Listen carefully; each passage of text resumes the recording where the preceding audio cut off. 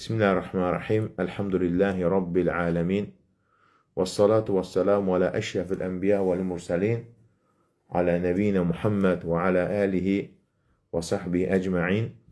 Rabbimize şükürler olsun. Uca Allah'ın salamı, salavatı, Peygamberimiz sallallahu aleyhi ve sellem, onun ehli beyti, əshabıdan üzerine olsun. Uca Allah Teala elm məclisimizi xeyli bərəkətli eyləsin. Uca Allah Teala elm məclisinin sonunda günahlarımızı bağışlasın.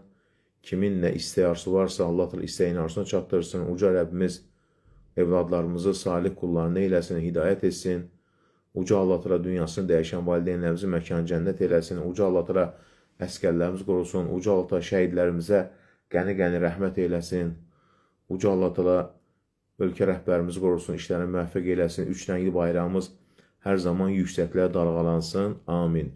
Biz qəlbi əməllərə toxunmuşduq. Çox gözəl mövzular ki, insan birinci cənnətə deyir ki, ayağı ilə yox, qəlbi ilə getməlidir. Yəni, insanın qəlbi sağlam olanda, bədən əzaları da sağlam olur. Amma qəlb sağlam olmayanda, qəlb daim günahlarla yorulanda, əlbəttə ki, Allah ibadətdən uzaqlaşacaq və ibadətlə ona çətin gələcək. Qəlbi əməllərini danışırıq. Bunlardan birisi nədir? Əl-isti'anə. Əl-isti'anə, yəni kömək diləmək. Subhanallah. Kömək diləmək. Sən orada düş, sənə inşallah zaqqum verəcəklər, narahat olma. Sən zaqqum içəcəksən. O cənnət şərabı sənin üçün deyil. Sən zaqqum verəcəklər sən orada. Əl-isti'anə, yəni kömək diləmək. Allaha yalvarmaq, qəlbən. Əl-isti'anə. Yəni kömək diləməyin mahiyyəti nədir? Kömək diləmək özündə iki əsası birləşdirir. Hər kəsdə kimi Allahdan kömək diləyəm, amma əl-isti'anə, yəni Allaha bağlanmaq iki cür olur. Allaha güvənmək, bir, hər bir işində Allaha güvənirsən ki, Rəbbim hər şeyə qadirdir. İkinci nədir? Allaha arxalanmaq. Mən bu işimdə Allaha arxalanmışam. Ona görə də daim mömin ibadətində, duasında, qəlbində bu olmalıdır. Allaha güvənmək, onun gücünə, qüdrətinə güvənmək və uca Allaha arxalanmaq. Ona görə Allahdan kömək istəmək mahiyyət nədir? Ən faydalı dua, yəni əl-isti'anə deyiləndə, Allahdan yardım diləmək deyiləndə, bu yardımda, yəni isti'anə, əsas nə olmalıdır? Baxın, çoxları dünya istəyir, hər şey istəyir, hər şey istəyir, hər şey istəyir, amma əsas məqsədi, məğzi unudur. Baxın, ən faydalı dua, əl-isti'anə, Allaha yalvarmaq nə demək, kömək diləmək? Allahın razılığını qazanmaq üçün ondan kömək istəmək. Yəni, Allah Teala səni elə əməllərə yönləndirsin ki, o əməllərdə Allahın razılığı var.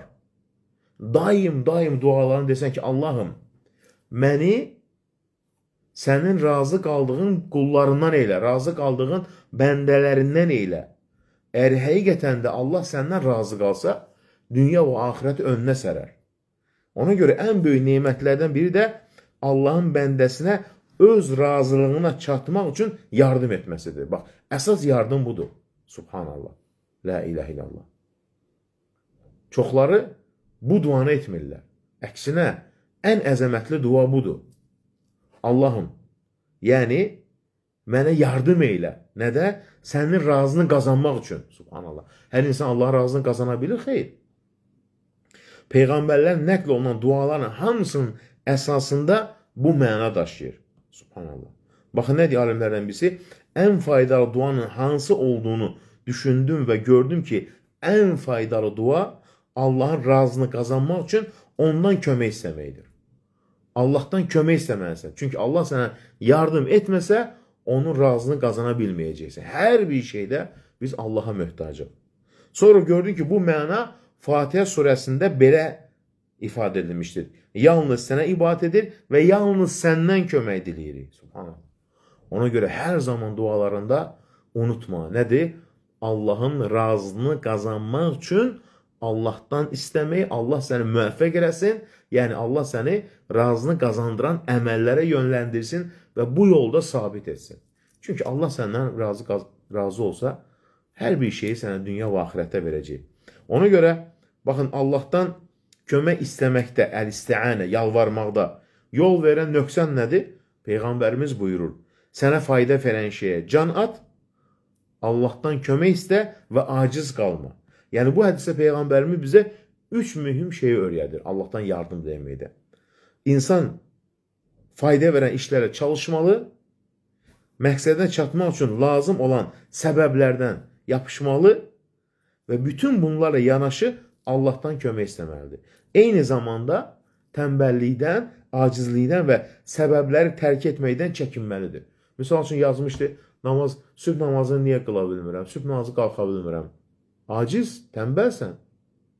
Sənə fayda verən şeyə can at, Allahdan kömək istə, Allah səni namaz qılanlarda eləsin, sübh namazına qalxanlarda eləsin, Allah da səni razılığında müvəffəq eləsin və aciz olma, addım at.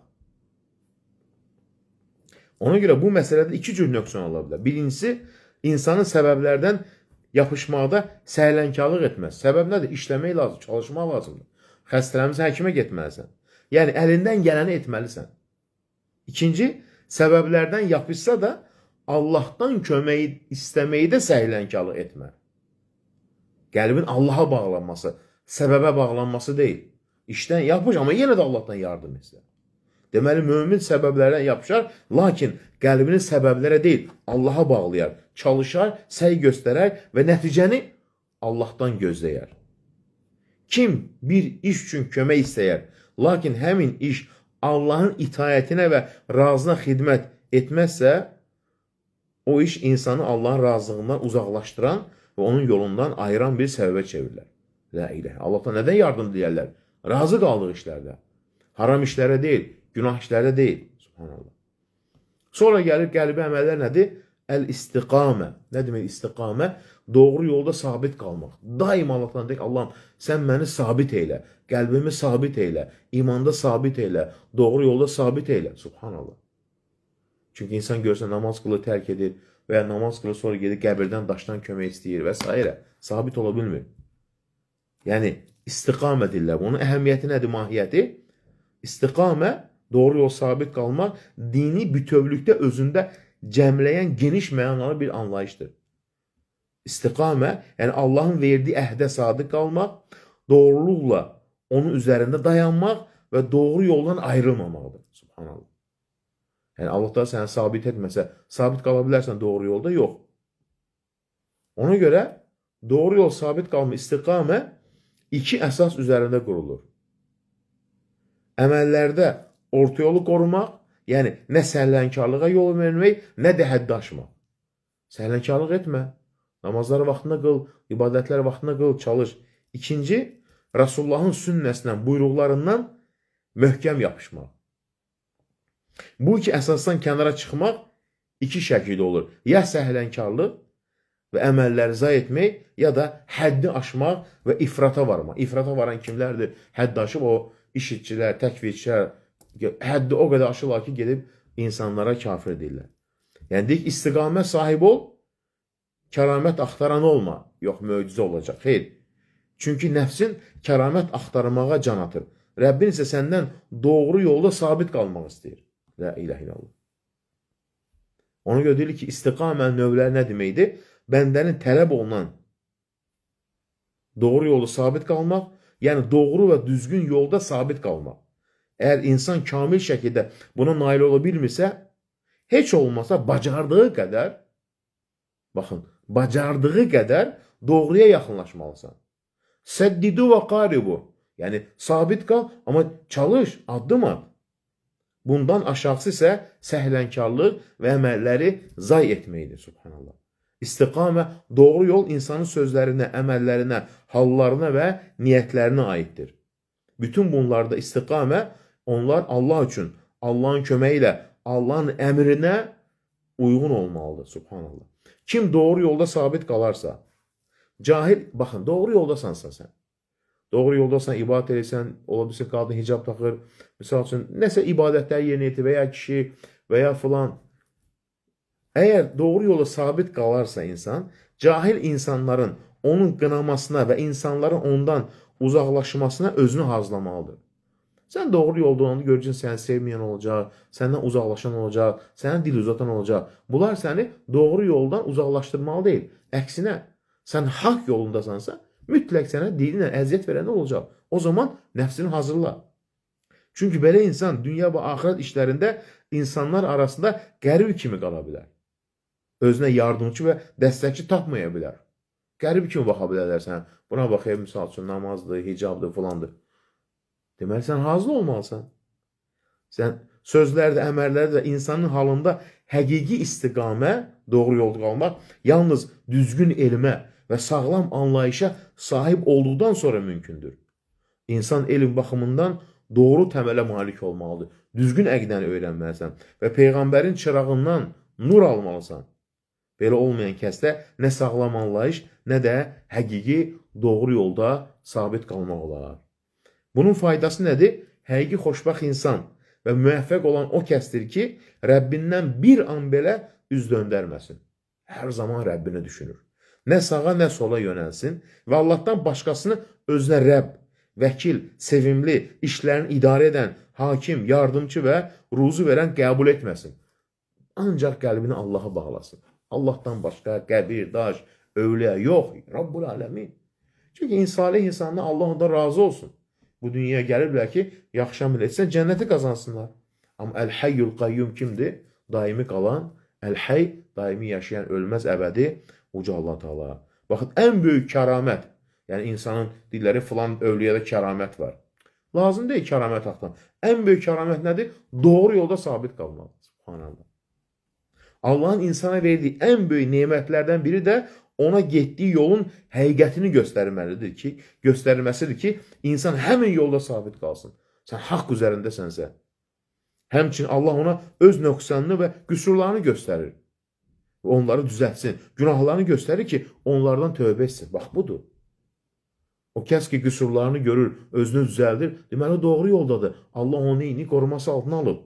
Və onun günahlarını göstərir ki, tövbə etsin. Amma o kəs ki, doğru yolda deyil, Allah ona günahlarını da göstərməz, batil yolunu da göstərməz və elə də batildə, azğınlıqda həlak olub gedər. Bütün xeyir, baxın, xeyir, ifrat və səhlənkarlıqdan uzaq şəkildə çalışmalısan, ixlaslı olmalısan və Peyğəmbərin yoluna tabi olmalısan. La ilahe illallah. Baxın, nə deyir salih sahabələr? Peyğəmbərin sünnəsi, yəni buyruğuna uyğun, orta səviyyəli əməl, sünnəyə zidd olan çox çalışmaqdan daha xeyirlidir. Yəni, Peyğəmbərimizin sünnəsini, bacardığını yaşayırsan, az da olsa. Digər insan isə çoxlu bidətlər edir. Hansı xeyirlidir? Az da olsa yaşayan bidət, yəni dini əlavə edəndən daha xeyirlidir.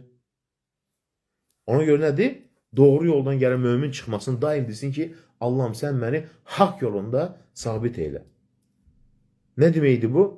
Doğru yoldan çıxmaq. Allah bir şey əmr etdikdə şeytan insanı həmin əmrdən uzaqlaşdırmaq üçün iki yoldan birinə çəkməyə çalışır. Və diqqətli olun. Ya səhlənkarlığa, hələ vaxt var, tövbə edərsən, 40 yaşından sonra hələ cavansan, əşki cəmaat gedir, içir, keyf edirsən, namaz qılırsan, sən nə bilim, filan və s. Ya səhlənkarlıq, ya da ki, tərk etməyə, ya da ifratçılığa, həddini aşmaq. Həddin o qədər aşır ki, özünü yorur, insanları yorur. Şeytan üçün insanın bunlardan hansısına düşməsini fərqi yoxdur. Halbuki Allahın dini bu iki yolun ortasındadır. Nə səhlənkarlıq, nə də həddi aşmaq. Subhanallah. Həddi aşan kimdir? O təkfirçilər, işitçilər, xavariclər. O qədər həddi aşırlar ki, Allahın rəhməti ümdüzürlər, görürsən insanlara kafir deyirlər. Şeytan insanın qəlbini də yoxlayırdı. Əgər onda ibadətə qarşı səhlənkarlıq və üz çevirmə görərsə, onu Peyğəmbərin sünnəsinə yapışmaqdan uzaqlaşdırmağa çalışır. Əgər onda ibadətə böyük həvəs, güclü istək və çalışqanlıq görərsə, bu dəfə onu həddindən artıq əməl etməyə sövq edər. Və beləcə də sünnədə orta yoldan çıxmağa çalışar, deyir. Ona görə nədir? Orta yoldur. La ilahe illallah. Bədən ruhdan ayrıldığı, öldüyü kimi insanın halı da istiqamətdən, yəni doğru və düzgün yoldan ayrıldıqda əlbəttə ki, pozulur. Ona görə mömin həmişə nədir? Orta yolu seçməlidir. Sonra gəlir nə? Təqva. Təqva, nə demək təqvanın mahiyyəti? Təqva, Allah qorxusu deməkdir. Təqva, Allahdan gələn bir nur və hidayət əsasında Allahın savabını umaraq ona ibadət etmək deməkdir. Yenə Allahdan gələn bir nur və hidayət əsasında onun əzabından qorxaraq günahları tərk etməkdir. La ilahə illallah, nə gözəl tərif. Yəni, Allahın buyruğu nur üzərinə, Quran, Rasulun sünnəsi üzərinə Allah ibadət eləmək, həmçinin də nur üzərində Allahdan qorxaraq nədən uzaqlaşmaq, yəni günahları tərk etmək. Başqa sözü təqva insanın Allahın əmrlərini yerinə yetirməsi, qadağan etdiyi şeylərdən uzaq durması və günahları nədir? Tərk etməsidir. La ilahə illallah. Ona görə təqvanın həqiqi olması üçün insan hər zaman günahlardan tövbə etməlidir. İtaətsizlikdən səmimi şəkildə tövbə etməlidir. Niyə mən namazları qılmıram ki? Niyə bunu etmirəm? Tövbə etməlidir. Təqvada üstünlük nə deməkdir? Allah yanında insanların bir-birinə üstünlüyü təqva ilədir. Nə gözəlliyə görədir, nə mal dövlətə görədir, nə elmə görədir, nə bacarığa görədir. İmanın həqiqəti budur ki, insanın kasıb və ya varlı olması onun Allah yanındakı dəyərini müəyyən etmir. Şübhəsiz ki, Allah yanında ən hörmətliniz ondan ən çox qorxanlarınızdır. Yəni, ən çox təqvalı olanlarınızdır. Hucurat surəsi 13-cü ayə. Yəni, Allah ən kasıbsınız və ya ən varlılığınız daha üstündür deməmişdir. Əsl üstünlük təqva ilədir. Ona görə nədir? İnsanlar arasında üstünlük varlı və ya kasıb olmaqla deyil, təqva ilə müəyyən olur Allah dərgahında. Əgər iki insan təqvada bərabərdirsə, Allah yanındakı dərəcələr də bərabərdir. Subhanallah. Sonra gəlir nə? Allaha qulluq, əl-ubudiyyə deyirlər. Yəni, Allahın həqiqi mənada qul olmaq. Çoxları bunun mahiyyətini anlamırlar. Nə deməkdir Allaha qulluğun mahiyyəti? Allah Teala Peyğəmbəri nə adlandırır? Abduhu və rasuluhu. Qulu və elçisi. Ən böyük məqam şərəfdir ki, Allah Teala'nın qulu olasan. Qulluq məqamı. Qulluqda, yəni, irəliləmək, yüksəlmək.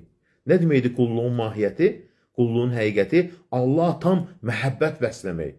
Onun qarşısında həm təvazükar olmaq, həm ona boyun əymək, acizli etiraf etmək, Allahın möhtaclığını qəlbən anlamaq. Qulluq yolu, yəni tam Allaha zəll olduğunu bilmək. Allah həqiqi qulluq və, baxın, nə deməkdir? Allaha olan kamil məhəbbətin, onun qarşısında son dərəcə təvazükarlığın, boyun əymə, ehtiram, təzim, subhanallah. Deməli, ibadət iki əsas özündə birləşdirir. Baxın, nədir? Ən yüksək dərəcə məhəbbət, ən yüksək dərəcə təvazükarlıq, boyun əymək. La ilahə illallah. İnsan bunu əlbəttə ki, qəlbən yaşamalıdır. Yəni, həqiqi qulluq odur ki, baxın, əsl qul. İnsan bir qulluq məqamından digərinə keçsin. İbadət, oruc, zikir. Allahın sevdiyi müxtəlif ibadətləri yerinə yetirsin. Hansı ibadətin vaxtı və fürsəti yetişərsə, onunla məşğul olsun. Beləliklə, həqiqi bəndə Allahın sevdiyi ibadətlər arasında daim hərəkət edir. Bir vaxt zikr edir, bir vaxt elm öyrənir, başqa vaxt ehtiyacı olan yardım edir. Yəni, hər vəziyyətdə Allahın ən çox razı qalacağı əməlləri etməyə çalışır. Və bunda səmimidir. Bax, budur əsl qulluq. Ona görə insan nə qədər Allaha bu qulluqda kamil olarsa, Allahdan yardım da o kamilliyin dərəcəsinə görə gələr. Baxın, həqiqi qul odur ki, sevdiyi Rəbbi onun qəlbinə tam hakim olsun. Qəlbində ancaq Allah sevgisi var. Öz nəfsindən heç nəyi saxlamasın. Zahirən və daxilən bütün varlığı ilə Allaha qul olsun. Qulluğun həqiqəti budur. Kim bunu kamil şəkildə yerinə yetirərsə, Allaha olan qulluğunu kamilləşdirmiş olar. Baxın, nə deməkdir Allaha qulluğun əsası? Məhəbbət, sevgi ilə, qorxu, həmçin qorxu və ümid bəsləmək. Bu üçü bir yerdə olmalıdır, subhanallah. Bütün ibadətlər də bu üç əsas üzərində qurulur. Məhəbbət, sevgi ilə, qorxu, Allahın əzabına qorxmaq, bir də ümid bəsləmək, yəni Rəbbim dualarımı qəbul edəcək, ümid bəsləmək və Allahın rəhmətindən ümidi üzməmək. Uca Allah bəndəsindən qulluğun müxtəlif mərtəbələrini kamil şəkildə yerinə yetirməsini istəyir. Bunlara Allah önündə təvazükarlıq, boyun əymək, acizi etiraf, fağırlığı etiraf, Allaha təvəkkül etmək, Allahdan yardım diləmək, qorxmaq, ümid bəsləmək, səbirli olmaq, daim Allah'a şükür etmək, Allahdan razı qalmaq, Allaha yönəlmək və bütün qulluq. Nə qədər bunda səmimisənsə, Allah dərgahında o qədər ucalacaqsan və Allahın əsl vəli qullarından olacaqsan. Qulluq Allaha olan kamil məhəbbətlə, onun qarşısında tam təvazu, boyun əyməyin birləşməsidir. Həmçinin sevdiyi Rəbbin razı qaldığı şeylərdə və əmrlərinə tam şəkildə tabe olmaqdır, tabe olmağa çalışmaqdır. Bundan daha uca böyük bir nədir? Məqsəd yoxdur. Baxın, dedi, kim əbədi saadətə çatmaq istəyirsə, Allahın həqiqi qulluqdan möhkəm yapışsın. Allah ilə bəndə arasındakı ən xüsusi bağ qulluq bağıdır. Allahın Rəbb olması ilə bəndənin ona qul olması arasında bağın əsası isə məhəbbətdir, sevgidir. Qulluq, Allaha qulluq məhəbbətlə bağlıdır. Allah sevməsən, gecə namazına qalxarsan sən, sevgi olmasa qəlbində, yox. Məhəbbət, sevgi gücləndikcə qulluq da güclənir, subhanallah. Kim ibadətin şirinliyini və ləzzəti nəsib edilərsə, o ibadətdən doymaz və ondan böyük bir mənəvi həzz alar, deyir. La ilahe illallah.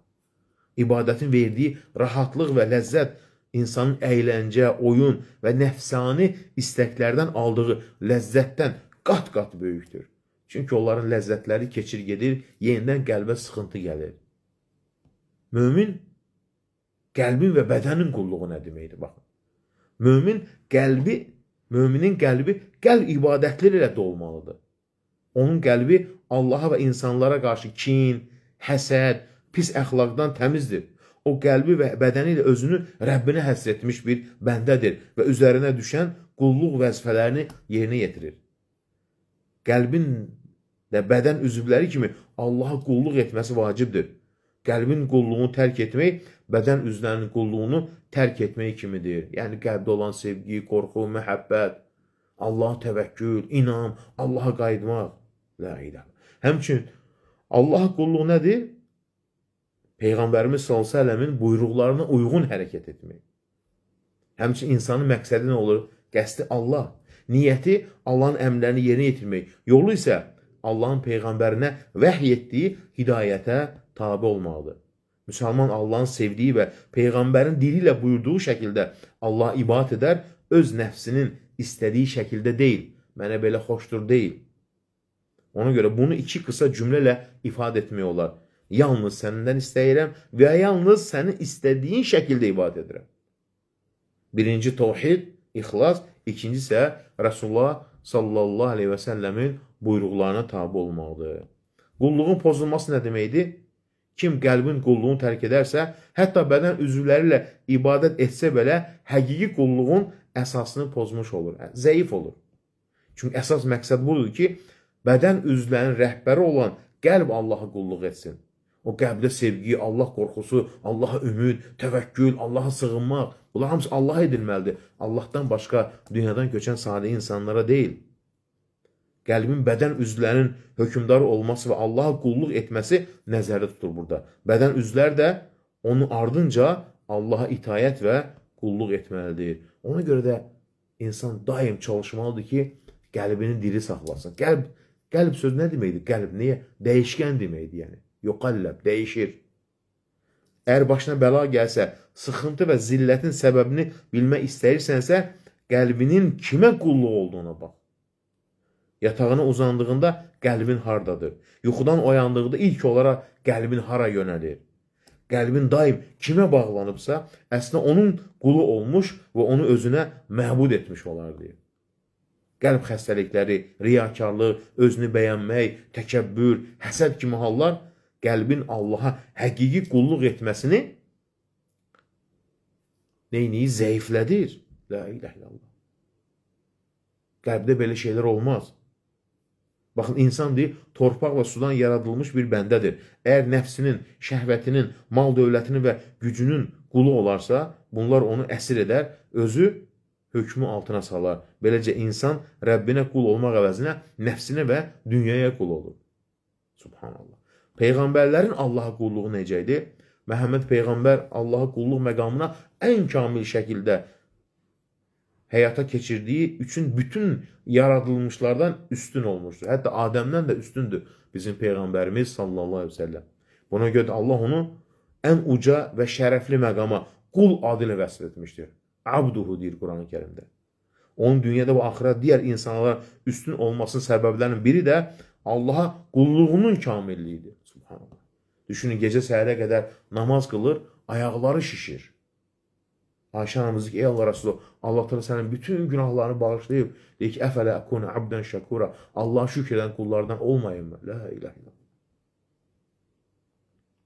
Ona görə də sonuncu peyğəmbər kimdir? Muhammed sallallahu aleyhi və səlləm. Hətta Tövratda belə, İncildə belə sonuncu peyğəmbər göstərir ki, Muhammed sallallahu aleyhi və səlləm. Hətta İsa aleyhisselam nə deyir həvarilərə? Məhəmmədin yanına gedin. Yəni, əgər sizin zamanınıza çıxsa, heç kim bilmir. O, Allahın keçmiş və gələcək günahlarını bağışladığı bir quldur, deyir. Subhanallah. La ilahe illallah. Bu uca mərtəbəyə Allah'a qulluğun kamilləşdirməsi və Allah onu kamil şəkildə bağışlaması ilə çatmışdır. Allah'a qulluğun sirri nədir? Qulluğun sirlərindən biri də budur ki, insan Rəbbinin adlarını, sifətlərini tanıdıqca həqiqi qulluğa yüksəlir. Rəzzaq, Əl-Afuf, Əl-Qaffar, Əl-Qavi, güclü, Əl-Muheymin, hər şey əhatə edən. Nə qədər Allahın adları, sifətlərini bilərsə, o qədər qulluğu artır. Qulluğun sirri ondadır ki, insan Rəbbinin sifətlərini, ilahlığın mənasını, həqiqətin tanıdıqca Allaha qulluqda kamilləşir. Baxın, nə deyir? Allah qulluqdan daha yaxın bir yol yoxdur, deyir. Ona görə iblis, La ilahə illallah deməklə xilas olmadı. Çünki onda Allahdan və həqiqi qulluq yox idi. Əgər həqiqi qulluq olsaydı, onun bir hissəsi deyil, hamısı mövcud olardı. Hansı ki, əvvəl yaxınlardan idi, sonra Allahın lənətinə düşər oldu. Allahın sevmədiyi nəticələrə və pisliklərə aparan qulluq və ibadətləri Allah sevməz. O yollar pis yollardır, əksinə. Ona görə qulluq iki mühüm şeylə əhatə edilmişdir. Bir, ibadətə başlamazdan əvvəl Allahdan kömək istəmək ki, insan onu yerinə yetirə bilsin, hər zaman. Bir ibadəti bitirdikdən sonra başqa bir ibadət üçün yenə Allahdan kömək istəsin. Yəni, heç zaman öz nəfsinə güvənmə ki, mən bunları öz gücümlə, bacarımla, öz sevgimlə, istəyimlə etmək. Xeyr, Allah səni müvəffəq edib, sevin. Bir ibadətə başlamazdan əvvəl Allahdan kömək istəmək ki, insan onu yerinə yetirə bilsin.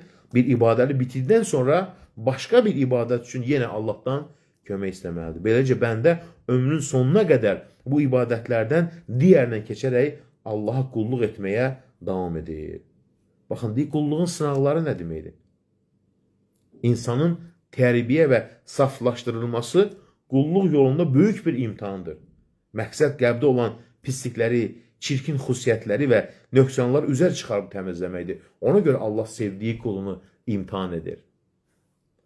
Allaha qulluqda və Peyğəmbərə tabi olmaqda özünü həqiqətən Allaha təslim edənlər haqq yolunda möhkəm dayananlardır. İnsanların çoxu onları qınasa, hətta azğınlıq və bidət əhli saysa belə, onlar haqdan ayrılmazlar. Sən yeni bir din gətirmirsən, dədə-babamızdan və s. Qulluğun, Allaha qulluğun kamilləşdirməsi nə deməkdir? Bəndə Allah qulluq məqamlarında nə qədər yüksələrsə, onun qulluğu bir o qədər də böyük və kamil olar. Onun üzərinə düşən qulluq vəzifələri də başqalarına nisbətən daha çox olar. İbadətlərdə davamlı ol, səbirli ol, zikir, dua, sədəqə, gecə namazı, oruç tutmaq. Bütün insanlar Allahın Rəbliyinə görə onun qullarıdır. Rəbbimiz odur. Yəni Allah onları sahibidir. Onlar isə onun hökmü və qüdrəti altındadır.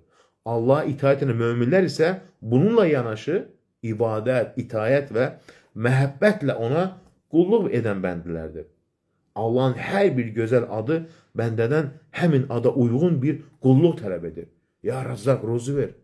Ya Qavi, güc ver mənə. Ya Vakil, sənə təvəkkül edim. Bax, Allahın adlarını, mənalarını biləndə insanın dərəcələri nədir? Allah dərgahında artır. Allahın bütün gözəl ad və sifətlərini tanıyaraq ona qulluq edəndir. Bir ada bağlı qulluq onu başqa bir ada bağlı qulluqdan uzaqlaşdırmaz. Qulluğun kamili odur ki, bəndə Allahın və onun əmrlərinə xidmət etsin. Bu, iman, elm və Allahı tanımaq əhlinin xüsusiyyətlərindəndir.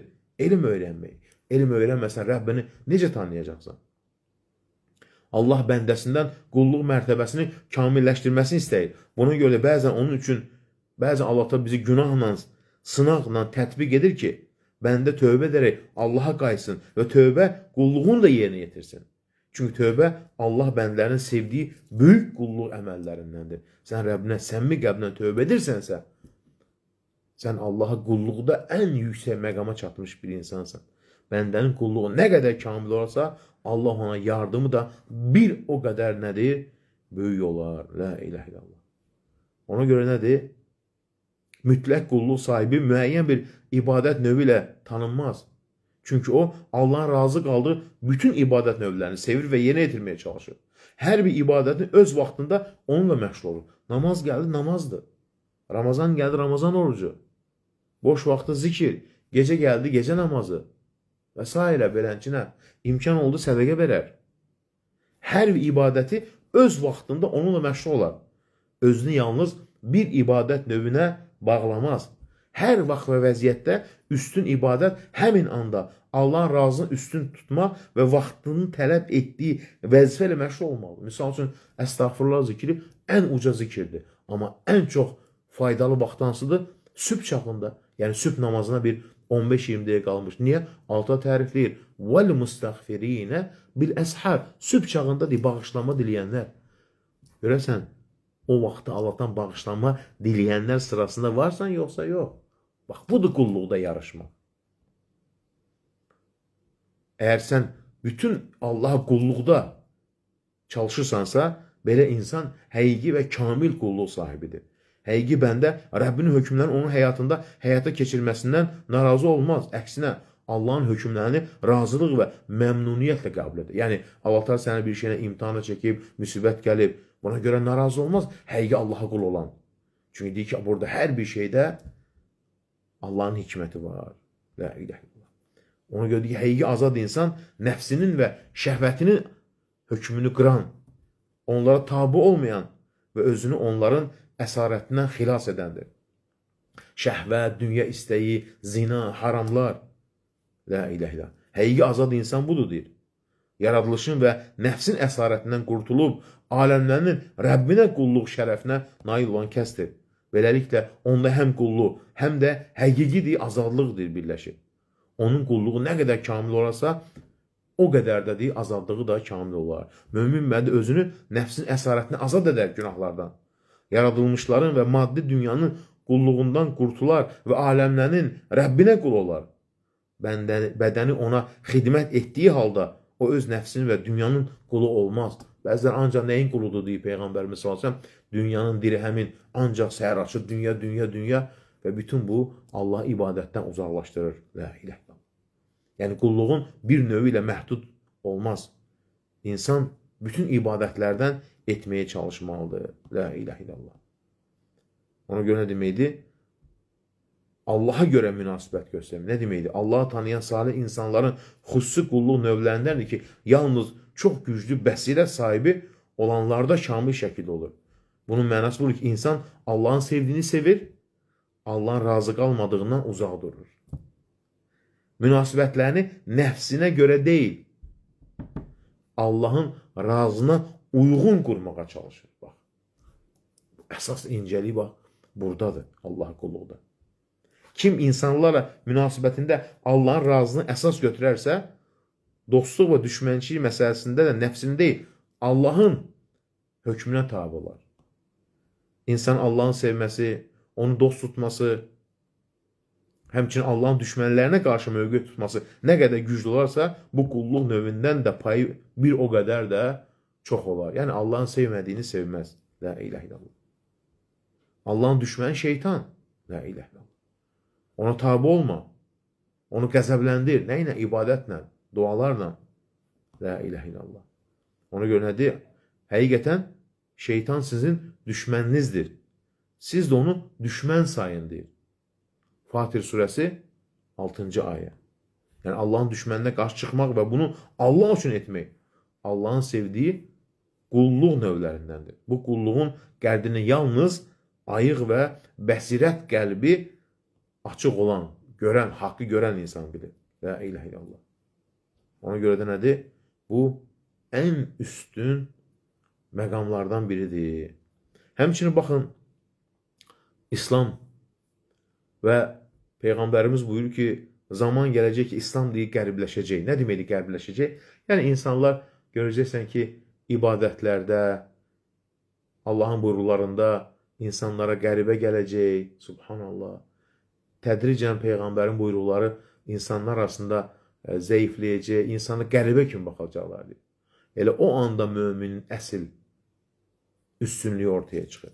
Baxın, Peyğəmbərimiz və sahabələrin yaşadığı həqiqi İslam ilk meydana çıxdığı dövrdən daha çox bugün qəribələşmişdir. Buna görə də bu dövrdə dindən möhkəm yapışan müsəlman üçün 50 sahabənin savabı qədər mükafat qazanacaqdır, Peyğəmbərimiz buyurur. Yəni, vaxt gələcək ki, Peyğəmbərimiz buyurur ki, insanlara İslamın hökmləri qəribə gələcək. Bəzən görürsən sosial şəbəkələrdə bilmədən Peyğəmbərin hədisini ələ salırlar. Diniyə görə bilmir, cahildir, ağılına batmır bunu, qəribədir gəlir. Hansı ki, o Peyğəmbər buyurur bunu, subhanallah, la ilahe illallah. Və ya hansı bir əməl edəncə insana qəribə kimi baxacaq, bu neyindir? Yoxdur mu? Var zamanınızda. Bu Peyğəmbər buyurur, bu qiyamət əlamətləridir, bu olacaq. Biz istədik, istəmədik. Deyir ki, o zaman ki, deyir, Peyğəmbərin buyruqlarını yerinə yetirəcəklər, onlar deyir, 50 şəhid sahabənin savabını qazanacaqlar. La ilahe illallah. Ona görə də İslam əhli insanlar arasında bəzən qəribə olur.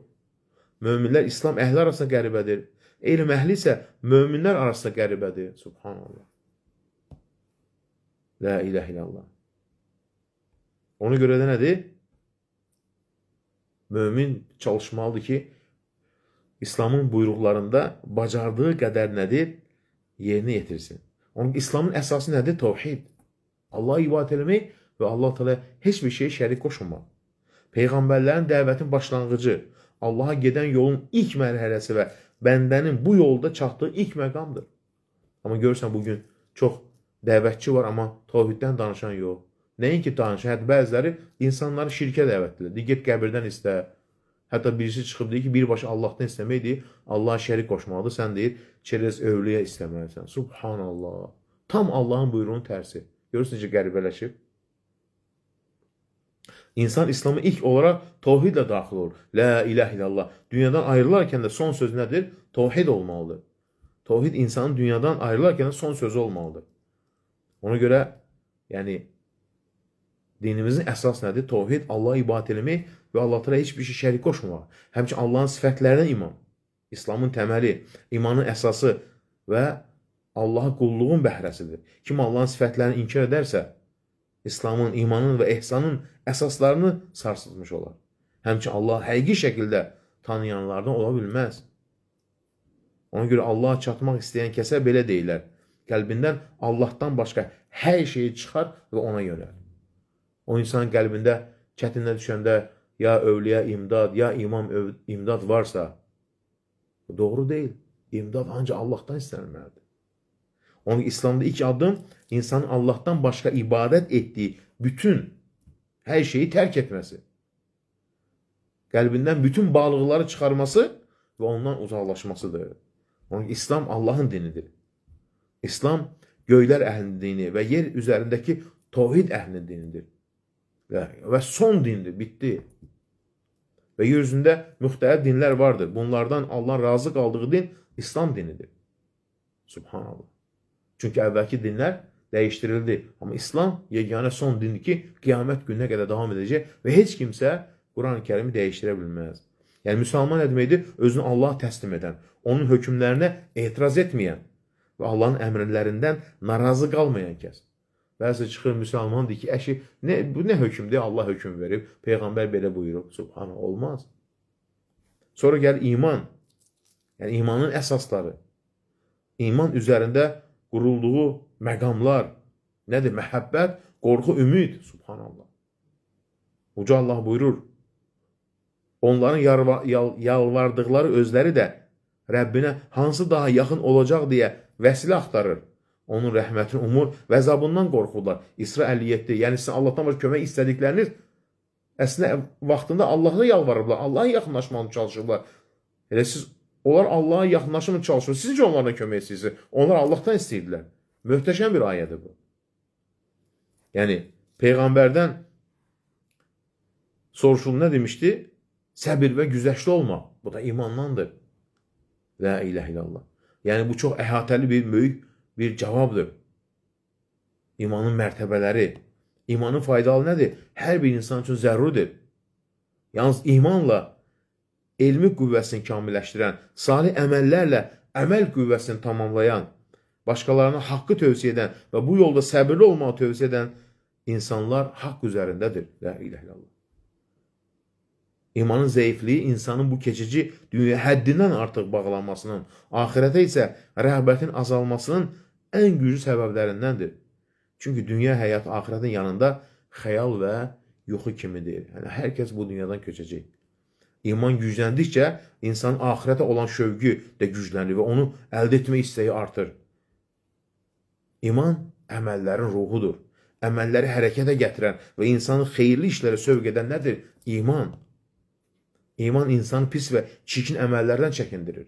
İmanın gücü nə qədər çox olarsa, onun sahibini pisliklərdən çəkindirilməsi də, qoruması da bir o qədər güclü olar. Ona görə iman qəlbdə 3 böyük bəhrə gətirir. Nur, həyat və qüvvət. Subhanallah. Bu üçü də öz növbəsində başqa xeyirlərin meydana gəlməsinə və artması səbəb olur. Qəlb bunlar əhatə olunmuşdur. Kim iman ağacını öz təmiz qəlbinə əkər, onu ixlas, doğruluq, peyğəmbərə tabi olmaqla sulayarsa, bu ağac daim böyüyər. Allahın izni ilə hər zaman öz bəhrəsini verər. Onun kökü yerdə möhkəm, budaqları isə səmaya yüksələrdir. Ona görə də imanın əlamətləri nədir? İman etdiyi Allaha itaət etmək, Allahın sevdiyi və razı qaldığı əməlləri yerinə yetirmək, Allahın qəzəbinə səbəb olan və ondan uzaqlaşdıran şeyləri də məşğul olmamaq, tərk etmək. Subhanallah. Allah bir insana dünyada geniş ruzi və çoxlu nemət verməsi hər zaman onun Allah yanında hörmətli olması demək deyil.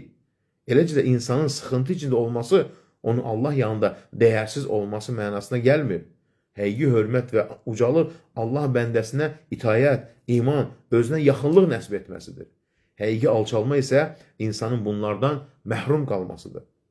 Bəndənin Rəbbinə asi olduqda halının pisləşməsi, qəlbinin dəyişməsi və yolunun daralması da günahın onun üzərində buraxdığı təsirlərdəndir. Bəndənin günah etdikdə halının pisləşməsi, qəlbi dəyişməsi, xeyr qapının üzünə bağlanması və onun bu vəziyyətə salan səbəblərə qarşılaşması, bütün bunlar onun imanını gücləndirməyə sövq edən amillərdən. Çünki nəyə görə? Günah edir, pisləşir, narahat olur, həqiqətən qəlbin narahatçılığı var. Bu hələ demə iman əlamətidir. Amma imanı, qəlbi qaralmışsa, əksinə günah etməyəndə, edə bilməyəndə üzülür. La ilahe illallah. Baxın, nə deyir Həsən-i Basri? İman arzu və xəyallarla deyil, iman qəlbdə möhkəm yerləşən və əməllərin təsdiq etdiyi şeydir.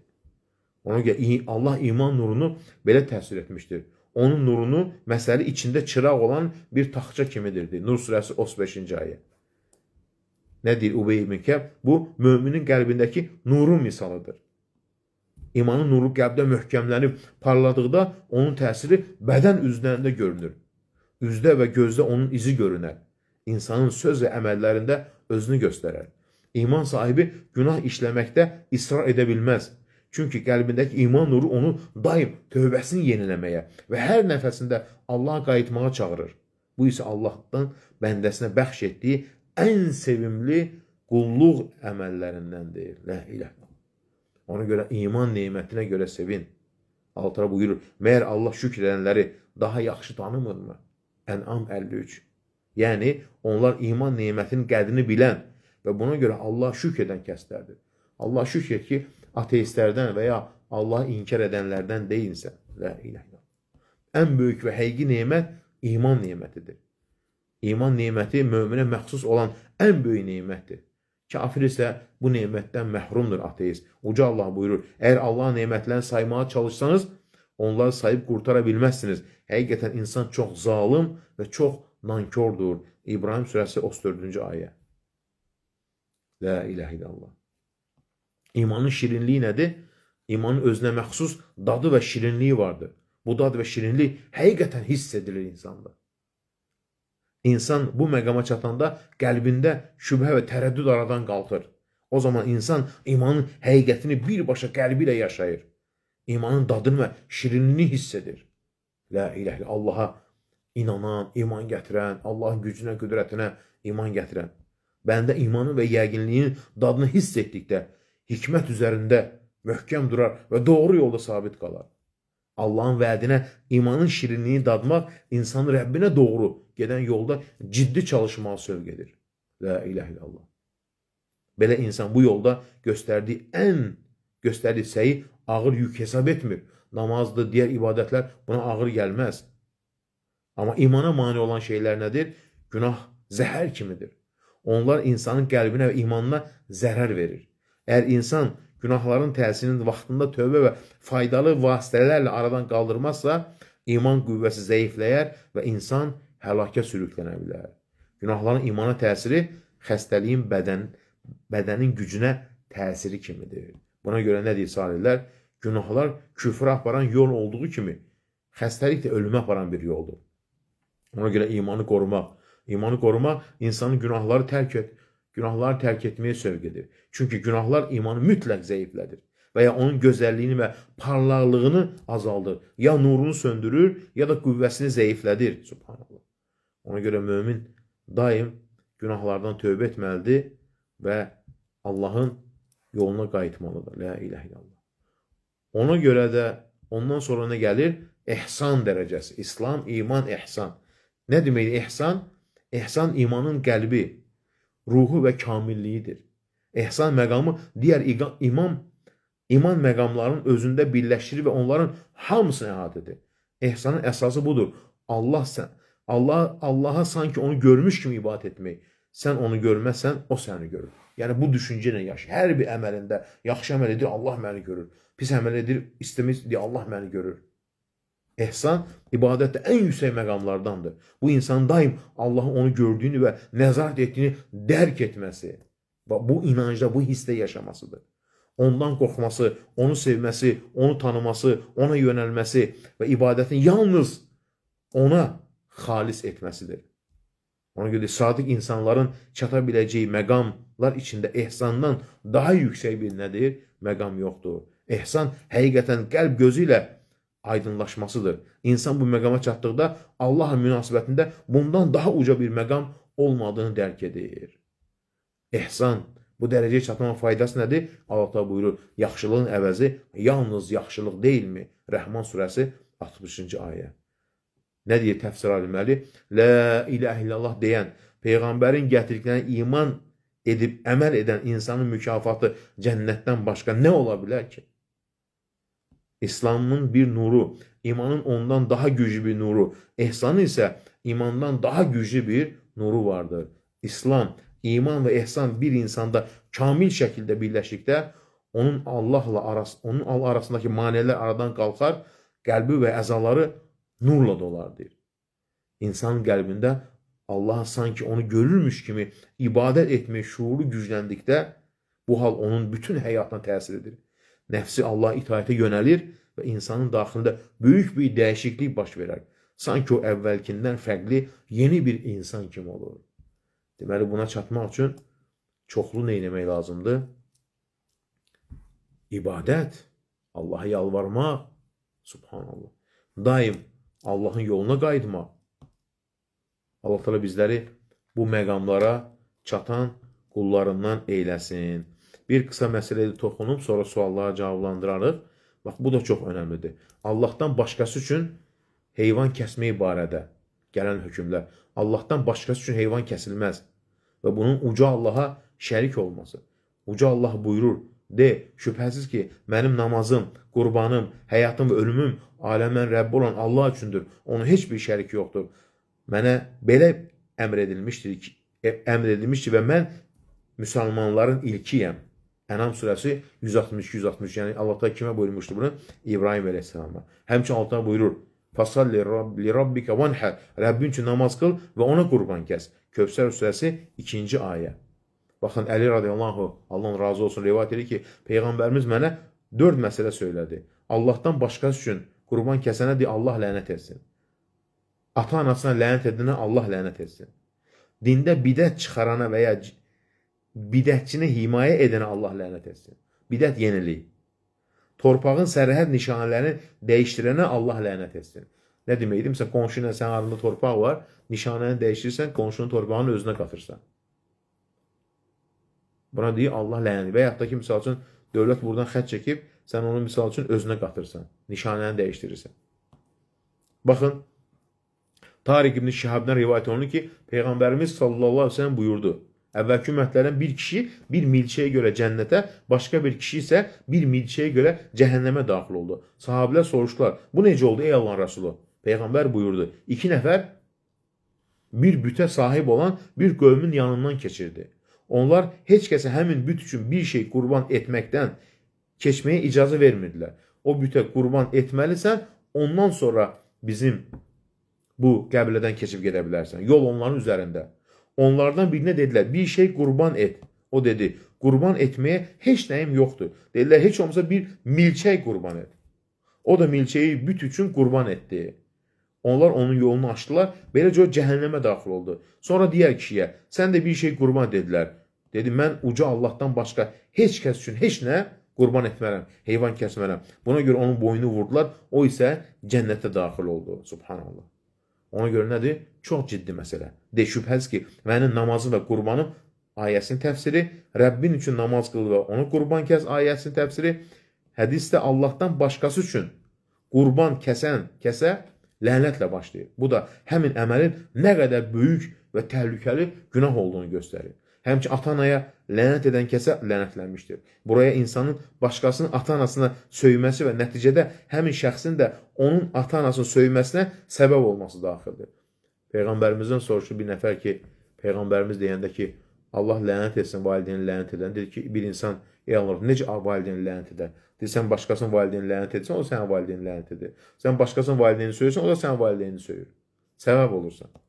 Dində sonradan ortaya çıxarılan bir bidət, yeni bir ibadət. Hansı ki o ibadəti Peyğəmbərimiz etməyib.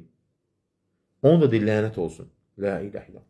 Sonra torpağın sərhədini, nişanlarını dəyişdirən lənətlənmiş. Yəni insan öz torpağının sərhədini irəli çəkərək qonşunun torpağından haqsız yerə götürərsə və ya sərhədi başqa şəkildə dəyişərsə, bu da ağır bir günahdır. La ilahe illallah. Həmçinin burada nə dəlil var? Müəyyən bir günah sahibinin xüsusi olaraq lənətlənməsi, yəni ümumi şəkildə lənətlənməsi. Milçək haqqında olan bu hədis çox böyük ibrət daşıyan bir hədisdir. Əgər bir milçəyə görə, bütə kəsdiyinə görə cəhənnəmə girirsə, bugün insanlar görsən ki, heyvan kəsirlər. Deyir, filan övliyə qurban kəsdim. La ilahe illallah. Qurban Allah üçün kəsilir. Birinci kişi bütə milçək qurban etdiyi üçün cəhənnəmə daxil oldu. Halbuki bunu əvvəlcədən qurban vermək niyyəti etməmişdi. Sadəcə onların şərindən qurtulmaq üçün bunu etdi. Bu hadisə həmçinin möminlərin qəlbində şirkin nə qədər təhlükəli olduğunu göstərir. İkinci kişi isə öldürülməklə hədələnsə də onların istəyinə razı olmadı. Halbuki onlar yalnız zahirdə bir əməl etməsi istəyirdilər. Nə oldu? Cənnətə daxil oldu. Cəhənnəm daxil olan həmin şəxsin əvvəlcə müsəlman idi. La ilahe illallah. Əgər kafir olsaydı onun haqqında bir milçəyə görə cəhənnəmə daxil oldu deyilməzdi. Bu hədisdə həqiqətən də nədir? Yəni cənnət sizdən bizə ayaqqabımızın bağından da daha yaxındır sözünü təsdiq edir. Həmçinin cəhənnəm də elə. Yəni insan bəzən kiçik gördüyü bir əmələ görə böyük nəticələrlə qarşılaşa bilər. Ona görə nədir? Buradan aydın olur ki, qəlbin əməli ən mühüm, ən əsas məsələdir. La ilahe illallah. Ona görə də nədir? Bu mövzu inşallah gələn dərsimizdə də bunu açıqlayacaq. Allahdan başqa sünnədə kəsmək olmaz. Bəziləri gedirlər, məsələn, filan deyir, filan övliyə, filan kəsə deyir, qurban niyyət eləmişəm. La ilahe illallah. Yəni bunu deyir, onun üçün kəsirəm, ona kəsirəm. Allah üçün deyil. Estağfurullah. Olmaz. Bilirsiniz, ölkəmizə bəzi yerlərə gedirlər, filan kəsə deyir, niyyət eləmişəm, onun üçün ona deyir, qurban eləmişəm, ona qurban demişəm. Olmaz Allahdan başqasını demək. Filan ağaya, filan seyidə, filan övliyə, estağfurullah. Allah sonumuzu gözəl eyləsin. Bu qədər.